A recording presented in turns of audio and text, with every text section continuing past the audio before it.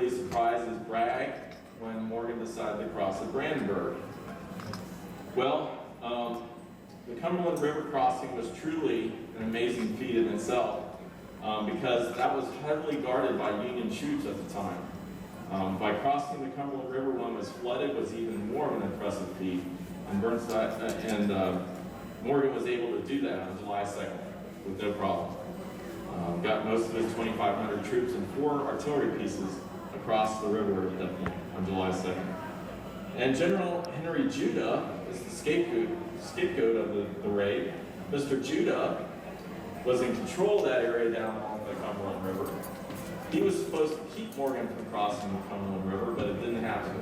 As a result, Mr. Judah was heavily criticized in the media, and General Burnside certainly didn't like his performance as well. So Judah would end up being the scapegoat for allowing Morgan to cross the Cumberland River and to be able to start his raid from the start.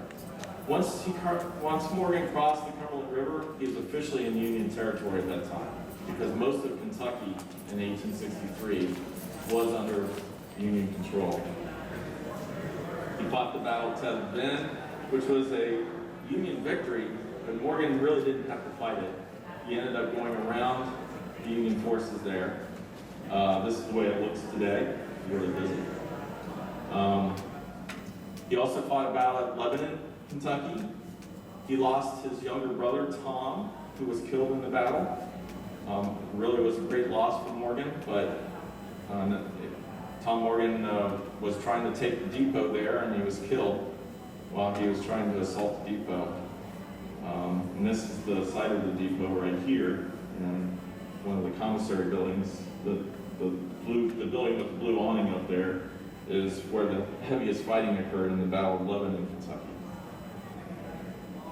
Now, since Judah had failed to stop Morgan, they decided that they needed another leader to go after him, and that would be Brigadier General Edward Hobson. And Hobson was a different type of commander than Judah. Judah was more reactionary, Hobson was more aggressive, and he would eventually end up capturing Morgan with his own troops. He was very much a determined pursuer. His 3 subordinate commanders here, Kautz, Shackelford, and Wolford, were all skilled at fighting Morgan. They had fought Morgan for over a year and a half during the Civil War, so they knew better how to fight his style of warfare. Fight a raider. It was different from having to fight a normal cavalryman, and these guys knew how to take care of Morgan's men. And here's one of them, for example, Ohioan himself. Typical cavalryman from the Union side who would chase down the raiders after 1,000 miles. When Morgan crossed Brandenburg, it surprised everyone, both Bragg and Burnside and the North. And it caused such a stir amongst the Hoosiers that the governor called out the militia. And at that time, the militia was the equivalent of our National Guard. When the governor calls out the National Guard in a state of emergency, we call out the troops. Same thing. Governor Morton of Indiana called out the Hoosier militia. Nearly 60,000 of them responded. Now all of a sudden, Morgan doesn't have just 2,500 men under Hobson chasing him. Now he has 60,000 militia after his tails.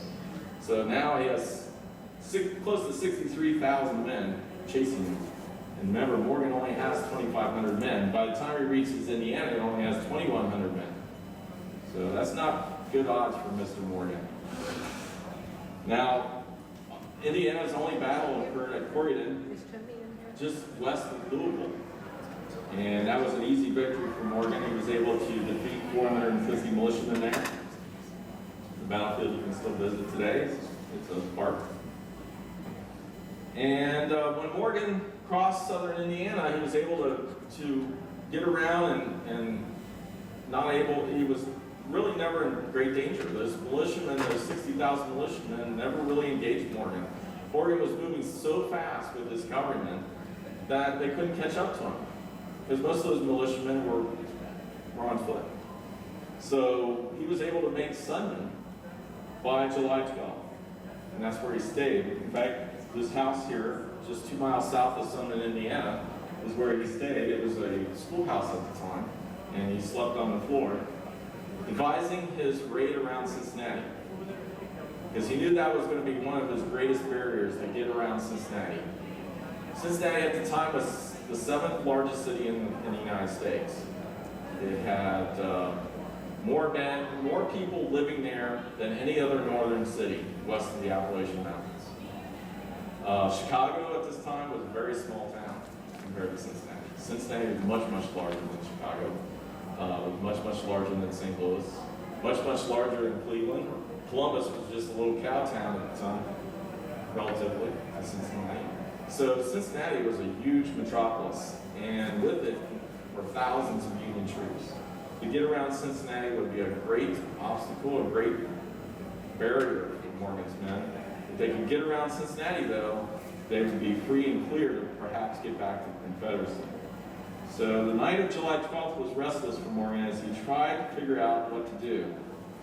And he got his men moving, heading east along what is now Ash Road and then North Dearborn Road, if you're familiar with North Dearborn Road, in the eastern part of Dearborn County. He went through towns like New Alsace here, which was famous for its saloons. It was a German community, and they loved their liquor and their beer. In fact, I think there were like 5 saloons in this town. There weren't many people living there, so it was a large percentage of saloons compared to the number of people actually living there. Well, Morgan, since he had a bad night's rest the previous night, decided to stop on July 13th in the morning and take a big, long 4-hour nap at the Baguette Park Saloon, when his men started doing what they really did best, living off the land. Now, these guys didn't carry a long wagon train, even though they did have a wagon train. It was mostly things they had taken from residents, and also their wagon train contained the wounded. But Morgan didn't like a long wagon train, it would slow him down. So he had his men forage, and what that word stands for is they would go out and take things from the residents that they needed to keep going.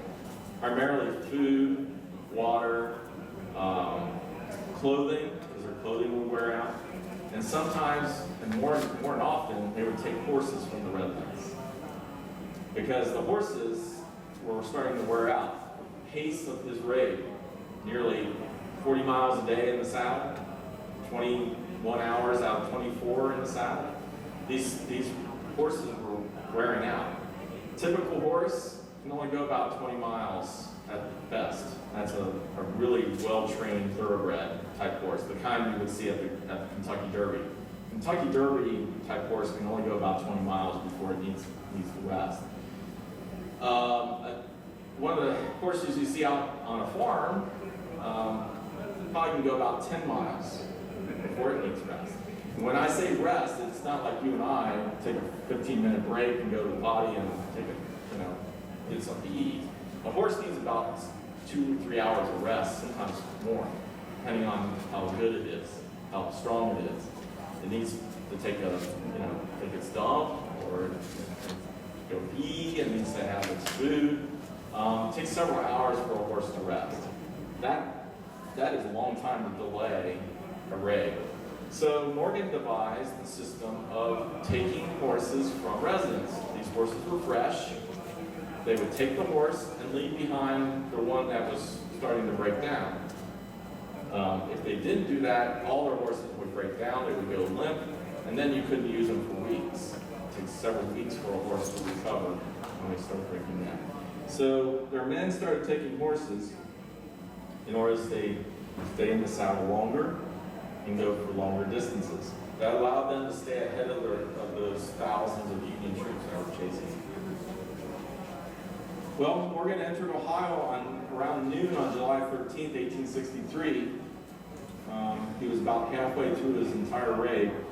And he entered Harrison, Ohio, and entered this house, which still stands. It's actually an old hotel. And it's on Harrison Avenue.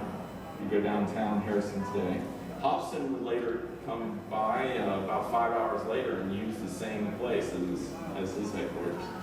The hotel manager was not very happy that day because he ended up serving over 200 meals to both the Confederates and the Union, and none of it was paid for. And he lost his horses too.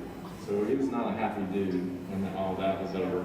Now here in Harrison, the Morgan Raiders went nuts by taking not only all the things I mentioned to you before, the horses, food, and clothing, but they also took items that were of not great value to a soldier. For example, they would go into women's clothing stores and take all the women's clothing. And they start taking toys from toy stores, or from the general merchandise stores in those days. They would take things that they wouldn't need as a soldier. And this was crazy, of course. Why were they doing such things? Why were they taking women's clothes and toys? In fact, they were taking things like bird cages with canaries. And they took ice skates. Now, think these are Southern boys. Why would they need ice skates? The answer to the question is this. They were on northern soil. For the first time, these guys were actually on the enemy's territory, for certain. And they wanted to bring home souvenirs to their families.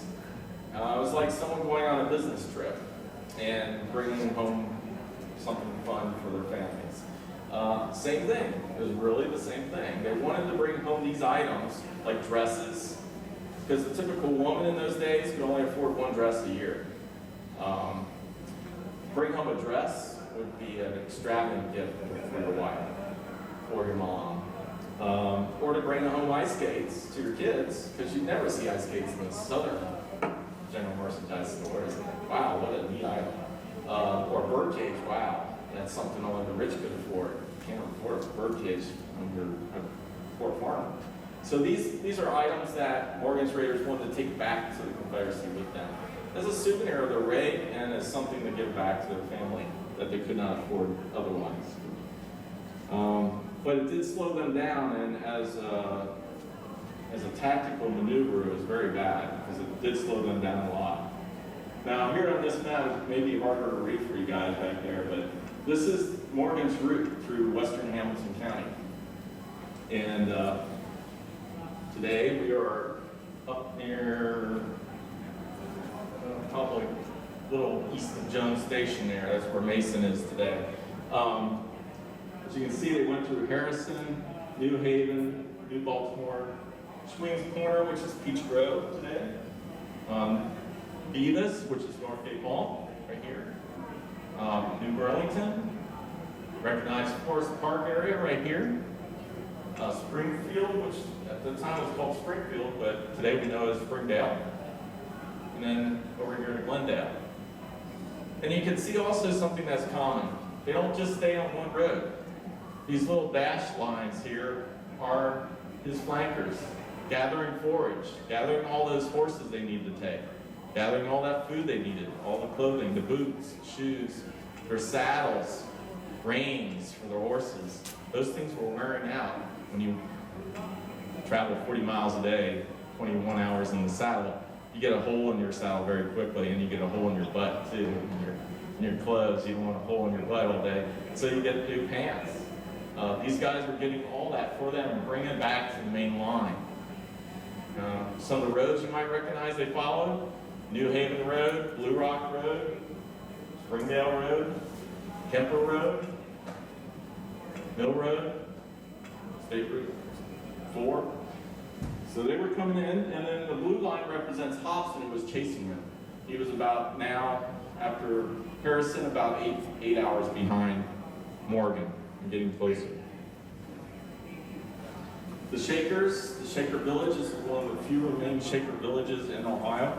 Was also visited by Morgan's Raiders and by Hobson's troops. They lost horses to Morgan's men, even though they were pacifists. Didn't matter who they were, they lost their horses to Morgan's men or to Hobson's men. Because Hobson was now doing the same thing Morgan was doing. He knew Morgan's strategy, so Morgan was teaching the Union what to do. And Hobson obviously followed the same idea. Take horses from the residents, take food from the residents, take whatever they needed to keep going.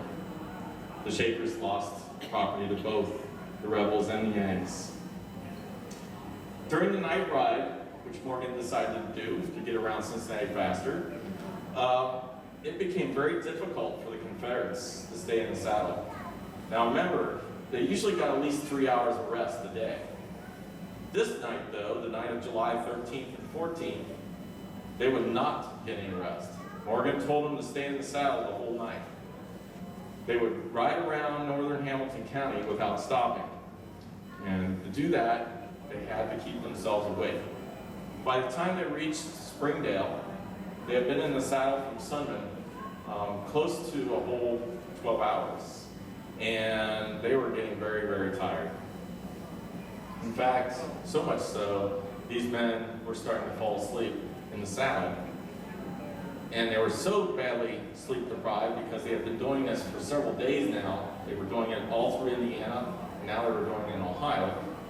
The lack of sleep, they were going into what we call sleep deprivation. They were actually starting to sleepwalk.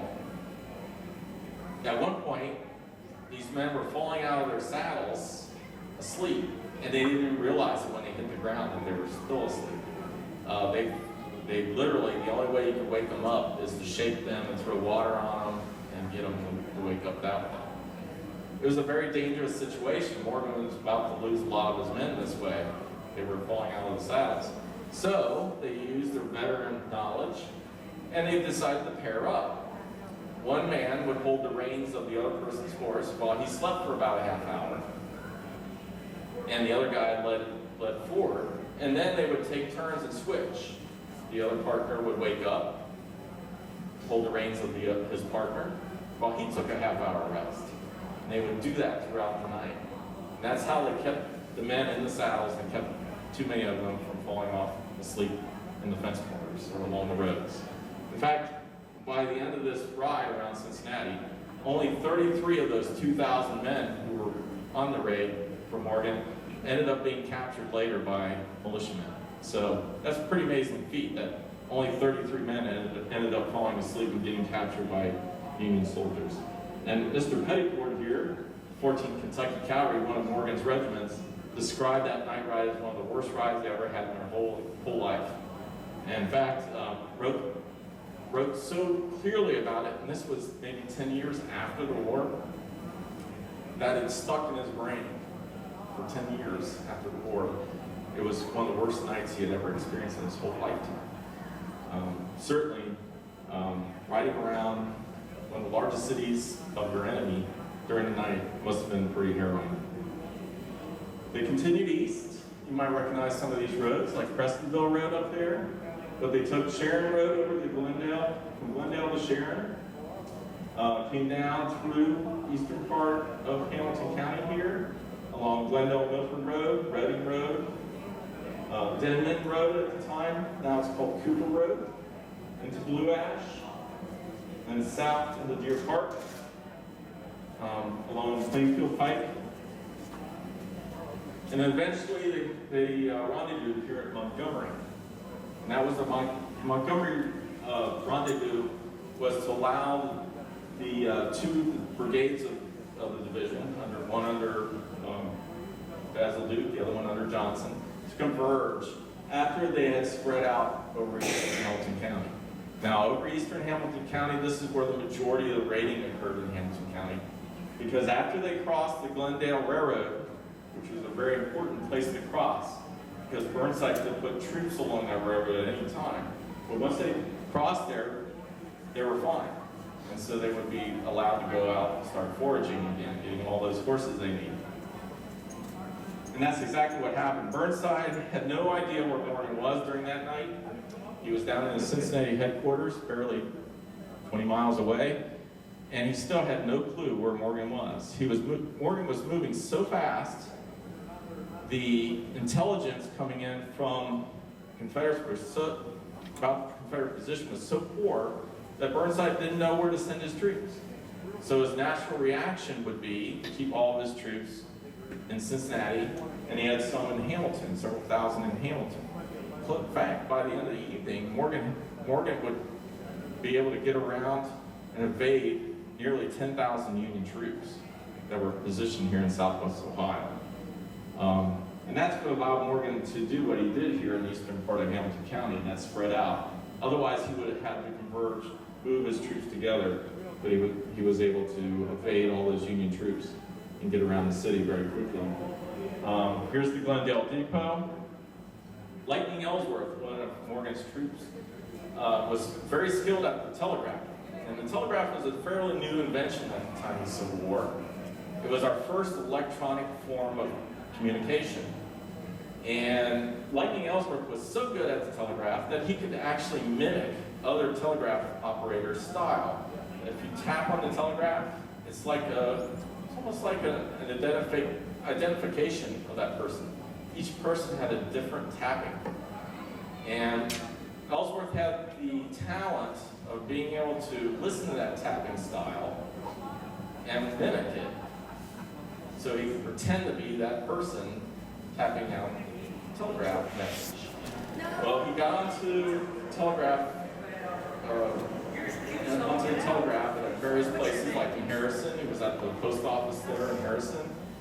And he was here at the Glendale Depot. He'd get on the telegraph and send deceiving messages to enemy headquarters, sounding like he was a real Union telegraph operator. And so the people receiving those messages would believe it's true information. Well, the information Ellsworth would send was totally false. Things like Morgan was heading to Mason, when indeed he was not. He was heading over to Montgomery. Or Morgan has 5,000 troops, and he only had 2,000. Well, when Burnside heard these things coming in to his telegraph office, he believed they were true. And so what would happen is Burnside would send his troops in the wrong direction. Or he had sent too many troops in that direction because he thought Morgan had 5,000 troops when he had a lot less. So Ellsworth's form of electronic warfare, one of the first forms of electronic warfare in the world, occurred during Morgan's Great Raid and in previous raids that Morgan had conducted. And it happened here in Glendale, for sure. He came through Sharonville, and Morgan met his officers here at the 12 Mile House, which stands on Reading Road at Sharon. And at the 12 Mile House, he had the enjoyable acquaintance of a copperhead who ran the saloon there. A copperhead in those days was a person who supported the South. Primarily, he was a Union person who wanted to negotiate with the South to end the war. Well, this man was one of those. His name was Christopher Myers. And he wanted to show Morgan his appreciation for the South by bringing out one of his best bottles of brandy as a gift. Well, it didn't work out too well because Morgan didn't like copperheads. In fact, he despised them. He treated them worse than he did the Unionists. So when he saw this, he knew this guy was a copperhead and decided to take advantage of the bottle of brandy. They drank it all down. But before they left, they took 4 boxes of Mr. Myers' cigars and left with one of his horses without paying for it. So Mr. Myers was not very happy that day. In fact, so much so that he was no longer a copperhead after that. Now, when Morgan's men went through Deer Park, they stopped at this house, and there's a great story about this house. Now, everybody was losing their horses to Morgan. But a lot of them were warned ahead of time when Morgan was coming, so they could try to hide their horses in the woods, maybe put it in a cave, to keep the raiders from finding these horses. Because horses were like automobiles to us today. If you lost your automobile, that's a pretty serious cost, right? Well, a horse in those days cost the same as an automobile. Okay? That's the price a farmer would have to pay to buy a new horse. Well, the price we would have to pay for an automobile. So to lose their horse was a big loss. Well, the Skanks owned 2 very nice, fine horses. And they didn't want to lose these things. So they devised a plan when they heard Morgan was coming. They decided to put sheets on their windows and doors. And when Morgan's men came knocking at the door, they answered the door, and this lady was dressed in a nurse's garb. And the soldiers came to the door asking the same questions. Where are your horses? Maybe we have some food. Well, they told them there was one horse in the barn. It was an old nag that had no value. They said there was one horse in the barn. that was it. Of course, that's not true. There's still these two very fine, very expensive horses somewhere. But raiders didn't know this, so they said, okay, we'll look in the barn there, and they found that old bag, they didn't want it. Then they asked for food, and the lady said, well, we'll serve you out on the lawn. We have a sick child in our parlor that has smallpox, and we quarantined that room. And they looked and saw those sheets on the doors, which was a Victorian way of saying, stay out, keep out. This room is quarantined. When they saw those sheets on the windows and doors, they believed the lady. So they stayed outside. And eventually Morgan would show up 15 minutes later with his staff. And when they reached there, they asked the same questions. And of course, they were able to get food, and they stayed outside because they knew that there's somebody in the parlor sick with smallpox. You don't want to catch smallpox. Well, about 15 minutes later, they all left. And all during that half-hour time, in that parlor, were two horses on straw being watched over by the Thompson family, which were an escaped slave family that were being harbored on the Skink farm as escaped fugitive slaves. They were Underground Railroad conductors. And those Thompsons were holding the horses and keeping them very calm during that whole time to keep them from neighing and giving away their ruse. So this little trick worked, and Morgan was out-tricked this time. From eastern Hamilton County, they passed through Claremont County. If any of you guys are from Claremont County or know Claremont County very well, we have Miamiville up here on the top left. We have Branch Hill up here on the Little Miami Railroad Scenic Trail, which is the Loveland Bike Trail. Towards Corner, we have over here Goshen. And Boston here is the old name for Owensville. Today it's Owensville. And then over here in Williamsburg. So Morgan came down to the southeast from the Branch Hill area. And he spread out again, looking for horses and food. But they all ended up here by 4 p.m. on July 14th. Hobson, who is now 12 hours behind Morgan, because Morgan had made that great night ride around the city, was 12 hours behind him. He ended up being misdirected by a Methodist preacher who didn't know his roads very well. He ended up going all the way down to Mount Carmel, which is where Beachmont Mall is today. They were far out of the way and ended up losing more time to Morgan. So eventually, Morgan reaches Williamsburg at 4 p.m. and there he decided to make camp for the night. First camp in Ohio. After an 85-mile, 35-hour ride, non-stop. This is the longest continuous cavalry ride in American history. No American cavalry division, especially those in enemy territory, have been able to accomplish that on a horse. And his men were able to do that.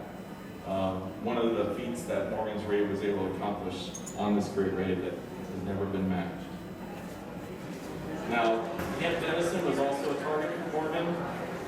He was able to, this man, Lieutenant Colonel George Neff, was able to defend it with no problem. In fact, when Morgan tried to attack it along the Little Miami Railroad Bridge, which is today the Loveland Bike Trail Bridge over the Little Miami River, Neff had no problems defending it. Morgan really wasn't intending to attack Camp Dennison unless it was very easy, because time was of the essence. He couldn't stand there for many hours to fight a battle. But this is the largest skirmish that resulted as a result of Morgan's great raid around Hamilton County and into Claremont County. This was the largest skirmish in this area. It did last 3 hours, and Neff was the victor and saved the camp from possible destruction. Camp Dennison was a very important Union camp during the Civil War. Nearly 100,000 Union troops came through Camp Dennison during the 4 years of the war. Very important place. And this is where it happened. You might recognize that as the Loveland Bike Trail Bridge over Little Miami. Another interesting story, there was love in the Civil War. particularly John Anderson, one of the raiders, came knocking at the Deer Wester farm door, and lo and behold, the door was opened by young, beautiful Catherine Deer Wester. And he asked the same questions, but he was love-stricken at the sight of Catherine and her beauty. And she was vice versa too. In fact, he ordered his men not to take anything from the household because he planned to marry Catherine right on the spot. Well, he told Catherine before he left, John said, "Catherine, I'm coming back for you if I survive this war. I'm going to marry you." Of course, she was happy as punch, but she probably didn't believe him very well because the war was definitely not at an end and wouldn't be for another 2 years. But she held on, and sure enough, John survived the war. He came back in 1866 and married her, and they lived out their whole life in Goshen, Ohio, and here they are buried in Miamiville together. Right next to Charlie Rich, by the way, who is the man who dealt the dead man's hand to Wild Bill Hickok before he was shot. The dead man hand, if you're a poker player, everyone knows what the dead man's hand is. Aces and eights. Charlie Rich is buried right next to the Andersons. And this is the site of the campsite today, where Morgan made his first camp in Williamsburg. And the King House no longer stands, but it's where this little piece of place is here. That's where the King House Hotel was, and that's where Morgan gloated. He had just circumvented the 7th largest city in the United States, the largest city in the western part of the United States for the North, without more than 60 men being lost. It was an incredible feat, and one that he would carry with him with a smile. But unfortunately, it was not all smiles after this. Governor David Todd had called out the militia for Ohio. And of course, they responded even better than the Indiana militia. Nearly 65,000 Union militia would be called out. They would add on to those 60,000 that came out of Indiana. So now Morgan has 130,000 men chasing him. And of course, the Ohioans were much tougher, I think. They knew better what to do. And eventually Morgan got into a big problem down here at Buffington Island, Ohio's only Civil War battlefield. It was right here, just outside of Pomeroy, that Morgan lost nearly half his troops in the Battle of Buffington Island. He barely escaped himself. He took about 600 survivors and tried to cross the Ohio River, but still couldn't because of one major problem. The Union had a Navy, and that Navy patrolled the Ohio River. He couldn't get across the Ohio because the Union Navy had gunboats pointing at his men, and they couldn't get across. So he tried to go way up here because before we had dams on the Ohio River, in the summer months, the Ohio River was no more than maybe 2 feet deep. And a gunboat couldn't get up that far. So he hooked across at one of the fords up here, not far from Pittsburgh. Well, that didn't work out either. And he ended up being captured near Saleinville, Ohio, on July 26, 1863, the farthest north point that any Confederate force reached during the Civil War. He was only 80 miles from Cleveland. And here's the battle map showing the Battle of Buffington Island. One of those nasty gunboats that stopped him from crossing the Ohio River, the USS Moose. And more on the Buffington Island battlefield. Here's how it looks today. Some of it looks like this, other parts look like a gravel pit, unfortunately. Here's the northernmost skirmish of the Civil War. The skirmish at Saleinville, Ohio, farther north than any other skirmish ever fought during the Civil War. And here's how it looks today. This one's really well preserved, it's mostly private hands. These are the 2 farthest north Confederate dead who are buried from a Civil War battle, on a Civil War battlefield. These 2 are buried on the Saleinville battlefield. And these are the 2 men that are responsible for capturing Morgan, Indiana. Major George Rood from Hamilton, Ohio, and Brigadier General James Shackelford from Greensburg, Kentucky. These 2 were able to capture Morgan on July 26th near West Point, Ohio. And this is the spot where he was captured. It's a monument to him. And this is where they took Morgan. Remember I told you that Morgan and his men were treated like criminals? Well, they were. They were treated that way after they were captured. Instead of being sent to a military penitentiary, they were sent to a criminals penitentiary, the Ohio State Pen in Columbus. And this is where he was put in the stripes. They shaved his head, put him in solitary confinement. He was treated very badly, and he and his officers, there were 68 officers that eventually were taken here to the penitentiary. They were all treated the same way too. However, this actually worked out to his advantage because the state pen was not manned by the same state guards that had been there before the war. Most of those men had gone and joined the army. So the guards that were there were very poor.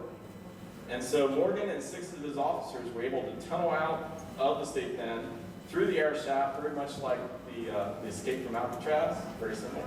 They went through the air vent, they got over the wall with a rope made out of bed sheets from their beds, and they were able to get out. Morgan had money somehow with him, and he was able to change into civilian clothes and get on a train on the Little Miami Railroad, and took that train all the way down to Cincinnati and then got across the Ohio River by a young boy who they paid 5 cents to take him across the Ohio River. That was an easier way of getting across the Ohio River than Missouri. But he was able to get away, and he got back to the Confederacy. And unfortunately, most of his men never did. But he was able to get back and start a new division of cavalry. But unfortunately, it was not the same division because most of it had been captured in Ohio. But it was a new division for him, and he had to train it. It didn't work out so well. He got to the point where even the Confederate government was getting on his case, where they were actually going to try him for some of the stealing that was going on in the raid in Kentucky. But before that could happen, his division was surprise attacked in Greenville, Tennessee on September 4th, 1864, and Morgan was shot in the back when he tried to escape after being called upon to surrender. He would not be captured again, sent back to the state pen. He decided he would rather be shot than be sent back to the state pen. So he died on September 4th, 1864. But his legacy lives on, and you can actually follow his route all the way from Tennessee through Kentucky, Indiana, and now Ohio, if you wanted to, over almost close to 958 miles of roadway that you can follow his route on the longest raid of the Civil War. Hope you enjoyed it. Thank you very much.